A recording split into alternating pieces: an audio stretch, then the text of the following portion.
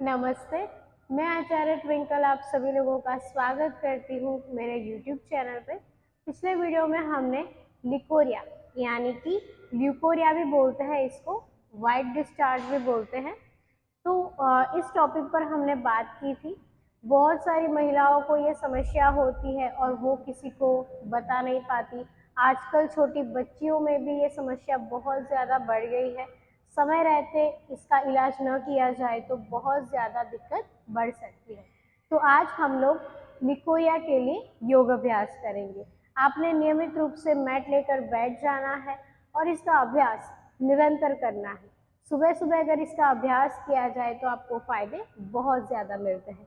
तो चलिए आप अपनी मैट को लेकर बैठ जाइए और योग अभ्यास हम शुरू करते हैं। जब हमारे दिन की शुरुआत योग अभ्यास से हो तो हमें कोई बीमारी नहीं हो सकती। आपने क्या करना है, अगर आपको लिकोरिया है, वाइट डिस्चार्ज का प्रॉब्लम है, तो आप नियमित रूप से सुबह उठिए। सुबह अगर आप सूरज की किरणें लेते हो तो आपको विशेष रूप से लाभ मिलेगा। बहुत सारी महिलाएं क्या करती है, रात को देर रात तक जगती है, देर रात तक जगती है और सुबह बहुत लेट उठती है, यानी कि सूर्योदय के बाद उठती है। आपने ऐसा नहीं करना है। अगर आप सूरज की किरणें नहीं लेते हो तो आपको बहुत ज़्यादा समस्या बढ़ जाएगी। तो नियमित रूप से आपने क्या करना है, सन बाथ लेनी है। इससे क्या होगा कि बहुत सारे प्रॉब्लम्स आपके टल जाएंगे, यानी कि बीमारियां आपके शरीर में नहीं आ पाएगी। तो आपने नियमित रूप से सूरज के सामने बैठ जाना है। आप 6 या 7 बजे आप बैठ सकते हैं। 7 बजे आपको विशेष रूप से ध्यान रखना है कि मुझे सन बाथ ही लेना है। जी हाँ, 7:30 से पहले आप ले सकते हो। बहुत अगर आपको ये टाइम बहुत ज़्यादा जल्दी लग रहा है तो आप 8 बजे भी कर सकते हैं। तो नियमित रूप से सुबह उठिए। फिर आपने क्या करना है, हरी घास पर आप चलिए, इससे आपको विशेष लाभ होगा। उसके बाद आप अपनी मैट पर बैठ जाइए और आपने करनी है डीप ब्रीदिंग। जी हाँ, अपनी सांसों पर आपने ध्यान केंद्रित करना है। हम क्या करते हैं, सांसों पर हम ध्यान बिल्कुल नहीं रखते, यानी कि कब हमने सांस ली, कब हमने सांस को छोड़ दिया, हमें पता ही नहीं होता है। आपने खुद को फील करना है। ऐसे हाथ रहेंगे आपके यहाँ पर, बैक आपकी बिल्कुल सीधी रहेगी। हो सके तो आप पद्मासन लगा सकती है। अगर नहीं लगा पा रहे हैं तो कोई बात नहीं, आप सुखासन में भी बैठ सकते हैं। हाथ रहेंगे आपके ज्ञान मुद्रा में ऐसे। फिर आपने क्या करना है, लंबी गहरी सांसें भरनी है। सांस लीजिए, फिर सांस को छोड़ दीजिए।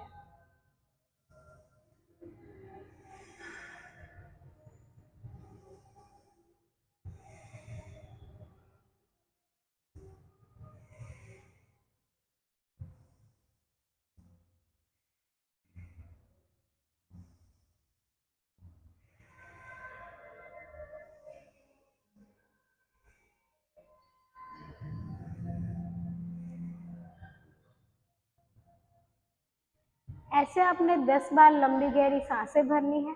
उसके बाद आप वार्म अप कर लीजिए ताकि आपका शरीर जो है वो आसन के लिए तैयार हो जाए। चलिए, तो अब हम अपने पहले आसन की ओर बढ़ते हैं, जिसका नाम है पश्चिमोत्तानासन। चले, तो अब हम पश्चिमोत्तानासन करते हैं। सबसे पहले तो आप बैठेंगे दंडासन में। इस पोजीशन को दंडासन बोलते हैं।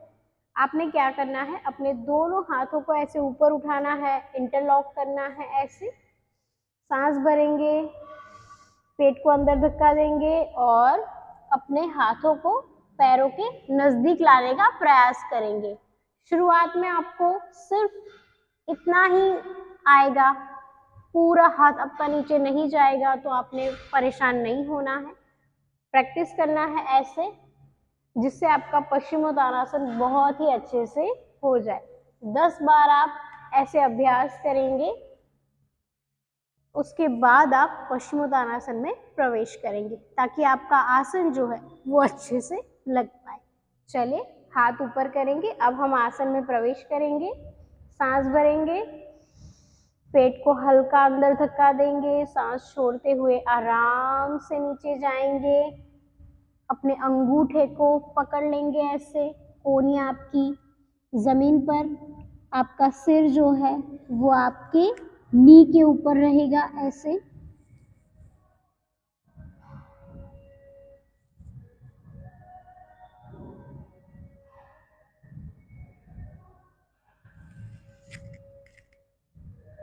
आप शुरुआत में 10 सेकेंड ऐसे होल्ड रहिए, फिर आप अपनी अवधि को बढ़ा सकते हैं। 30 सेकेंड 1 मिनट तक आप पश्चिमोत्तानासन में होल्ड रह सकते हैं। तो नियमित रूप से आपने वाइट डिस्चार्ज के लिए पश्चिमोत्तानासन का अभ्यास करना है। चलिए, तो अब हम बढ़ते हैं अपने दूसरे आसन की ओर। हमारा दूसरा आसन है अर्ध हलासन। अगर आप पूर्ण हलासन कर सकते हैं तो बहुत ही अच्छी बात है, लेकिन जिन महिलाओं का वजन बहुत ज़्यादा है वो अर्ध हलासन नियमित रूप से दीवार के सहारे भी कर सकते हैं। तो चलिए, अब हम प्रवेश करेंगे अर्ध हलासन में। ऐसे मैट पर आप सो जाइए। अपने हाथ रहेंगे आपके ऐसे साइड पर। फिर लंबी सांस भर के पैरों को ऊपर उठाएंगे ऐसे और बने रहेंगे आसन में।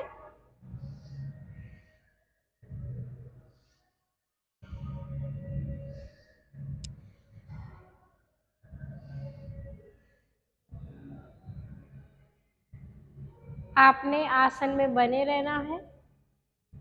हो सके तो आप 30 सेकंड तक आसन में बने रहें। उसके बाद जैसे गए थे आसन में वैसे ही आपने वापस आना है ऐसे।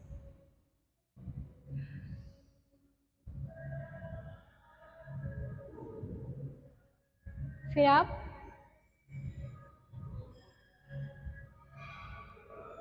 लेफ्ट साइड मुड़ के ऐसे खड़े हो जाए। ये था हमारा दूसरा आसन जिसका नाम है अर्ध हलासन। अब हम बढ़ते हैं अपने तीसरे आसन की ओर। हमारा तीसरा आसन है सेतुबंध आसन। सेतुबंध आसन करने के लिए हम मैट पर लेट जाएंगे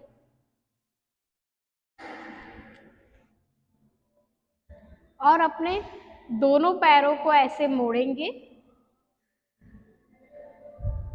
अपने हाथों से आप अपने पैरों को ऐसे पकड़ सकते हैं और अपने शरीर को ऊपर उठाएंगे ऐसे। जितना हो सके उतना आप ऊपर उठाएं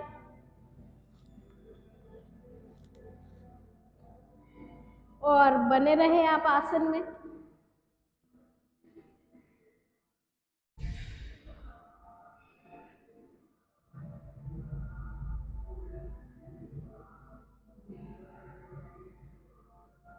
फिर आराम से वापस आ जाए।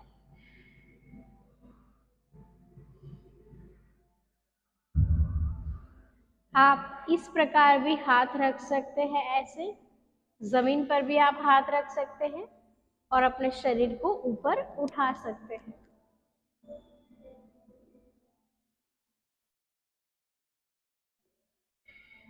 दोनों तरीका सही है। फिर आराम से दंडासन में आ जाएंगे।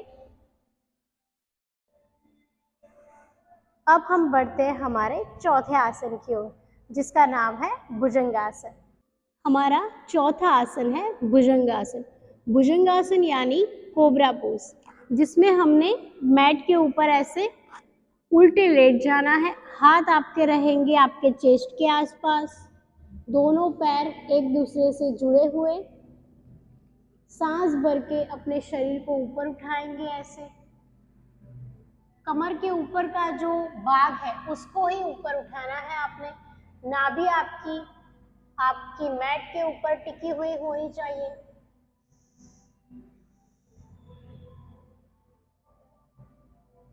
बने रहे आप आसन में।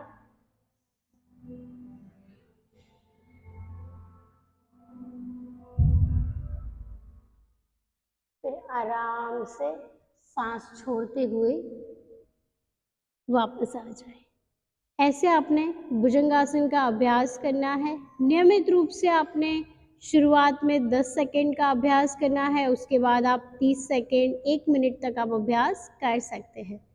शुरुआत में आप आराम से ही करें, इतना पीछे अपनी बॉडी को स्ट्रेच ना करें। अब हम वापस आ जाएंगे। अब हम बढ़ते हैं हमारे 5वें आसन की ओर। हमारा 5वां आसन है पद्मासन। अगर आप नियमित रूप से पद्मासन में बैठते हैं तो आपको जो भी परेशानी है, पीरियड्स के रिलेटेड, वाइट डिस्चार्ज के रिलेटेड, जो भी प्रॉब्लम है जिनको आप किसी को बयां नहीं कर पा रहे हैं, तो वो सारी समस्याओं का समाधान हो जाएगा। तो पद्मासन में आपने कैसे प्रवेश करना है, अपना एक हाथ ऊपर कीजिए, ऐसे सांस भरिए और अपने अंगूठे को ऐसे पकड़ लीजिए और इस पैर को उठाकर दूसरे पैर की शिवनी के पास लेकर आइए ऐसे। फिर दूसरा हाथ ऊपर उठाइए, सांस भरिए और अपने अंगूठे को ऐसे पकड़िए और फिर इस पैर को उठाकर यहाँ पे सेट कर लीजिए ऐसे। तो नियमित रूप से आप पद्मासन में बैठिए। शुरुआत में आपका पद्मासन नहीं लगेगा, लेकिन अभ्यास के बाद आप आसानी से पद्मासन में बैठ पाएंगे। जैसे अब मैं पद्मासन में बैठती हूँ तो 2 या 3 घंटे बैठती हूँ, मुझे पता ही नहीं चलता क्योंकि अभ्यास हो चुका है। तो आप भी ऐसे अभ्यास कर सकते हैं। आप 2-3 घंटा नहीं बैठ पाएंगे, लेकिन आपने 2 मिनट तक, नियमित रूप से 2 मिनट तक पद्मासन में ज़रूर बैठना है। आपने अपने हाथ को ऐसे रखना है, सांस, लंबी गहरी सांसें लेंगे हम और 2 मिनट तक फील करेंगे। आपके जो प्राइवेट पार्ट है उसको हम फील करेंगे और ऐसे इमेजिनेशन करना है कि मेरा जो ये प्रॉब्लम है वो ठीक हो गया है, मैं स्वस्थ हो चुकी हूँ, मुझे कोई प्रॉब्लम नहीं है। बहुत सारी बीमारियां हमारे दिमाग में होती है, हम जैसा सोचते हैं वैसा ही हमारा शरीर बन जाता है। तो आपने ऐसा नहीं सोचना है कि मुझे ये बीमारी हो गई है, अब तो सब खत्म हो गया, अब तो बहुत ज़्यादा बुरा हो जाएगा, ये हो जाएगा, वो हो जाएगा। तो ऐसा आपने नहीं सोचना है, खुद पर ध्यान केंद्रित करना है। 2 मिनट तक आपने खुद को देखना है कि मेरी सारी समस्या जो है वो खत्म हो चुकी है। Thank you so much God, thank you so much universe. आभार व्यक्त करना है ईश्वर को कि आपने ये जन्म दिया, मुझे बहुत ही मतलब खुशी हो रही है, मेरा शरीर जो है वो स्वस्थ है। ऐसे आपने हमेशा आभार व्यक्त करना है। उसके बाद आपने क्या करना है, अश्विनी मुद्रा करना है, यानी कि अश्विनी मुद्रा जिसमें हम हमारे एनस के पॉइंट को ऊपर उठाते हैं ऐसे और फिर छोड़ देते हैं। ऐसे ऊपर उठाना है और फिर छोड़ देना है। तो आपने अश्विनी मुद्रा का अभ्यास करना है। ऐसे आप शुरुआत में 10 बार अभ्यास कर सकते हैं, फिर आप 20 या 25 बार अभ्यास कर सकते हैं। इससे क्या होगा कि आपके शरीर में जो भी मतलब म्यूकस है वो सारा बाहर निकलेगा।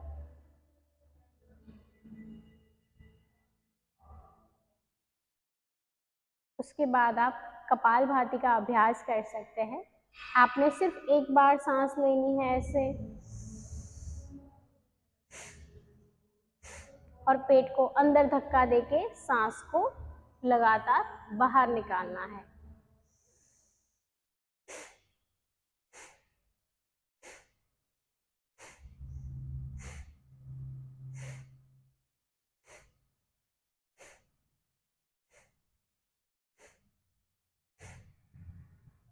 आप नियमित रूप से कपालभाति का अभ्यास कर सकते हैं।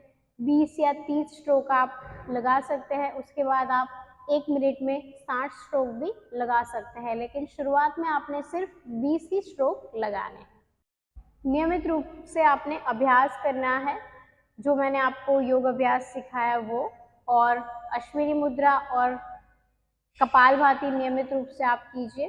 कुछ बातों का ध्यान रखिए, बाहर का खाना आपने इतना नहीं खाना है, घर का सात्विक भोजन लेना है।